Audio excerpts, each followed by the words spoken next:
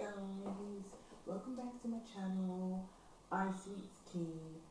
So a couple of weeks ago we all saw in France, Paris, all the rioting, all the looting, all the protesting, and was wondering like what's going on. So basically police shot and killed a 17-year-old during a traffic stop,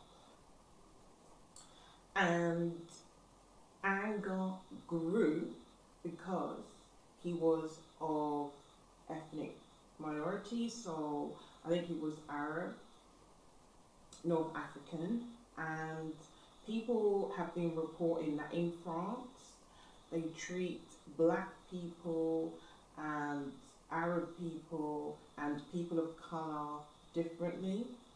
So anyway, mass anger triggered looters, rioters, protesters.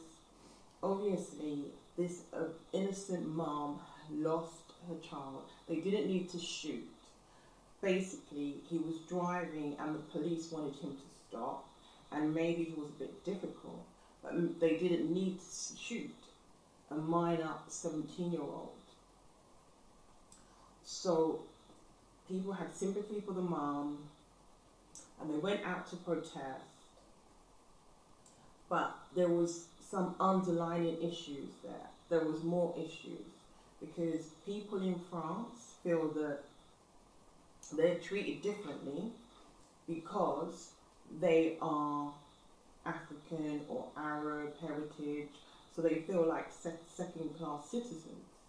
So that really made them get into the looting, the setting cars on fire, they were setting police stations on fire, they were setting community halls on fire and looting stores. Because of this whole systemic racism, they feel like the police are racially profiling, institutionally racist, but also some of these people live in the ghetto, and the housing projects where all the immigrants live is located, where it's located is all the people that are suffering, and they feel that they're not getting enough attention, they're not getting looked after, they're getting looked down on. So it's really sad because I've been to France, and yeah, okay, there is a bit of racism there because I went with school and I went with my mom, and I've just been to France a few times, and obviously you meet the good and the bad, but it's just a shame, it's just such a shame that this happened. And also, when all of this was going on, when the rioting, the looting, the France burning, the schools, the transport, the cars, the president was chilling, dancing at a Elton John gig, instead of having meetings and conversations to help stop this bullshit. So is France racist? Only the permanent residents know, because there was interviews with some people of colour, and all of them were saying similar things, that, you know, in the past, the police are targeting black people, Arab people, immigrants, you know, no one's really helping them progress, improve, and so they go into the city where, you know, the tourist areas, and then cause havoc and cause problems. France really needs to look at their police and see how they can handle situations with different cultures and different people of colour. And also the president really needs to set something up for minorities, because for them to integrate and not have this type of thing constantly happen, like riots and the place burning and the world looking at France in a different kind of light. Like France, Paris is supposed to be like people that don't live there think, oh, a romantic city or a happy city or a nice fashion-based city. The president doesn't want the world thinking, oh, racist, oh, discrimination, oh, their police is institutionally racist. That's not what you want people thinking about the city you run. So obviously, there's a lot of work that needs doing, but it was just shocking to the world when, you know, everybody was looting, setting things on fire, protesting, and obviously this innocent mum has lost her son. For what? The police could have just dragged him out of the car, arrested him. They didn't have to kill him. And now she's lost her son forever. He's gone. So hopefully this whole situation in France doesn't happen again, because a lot of people are saying these types of things keep happening. Like they've got a history of protesting. They've got a history of people complaining about racism.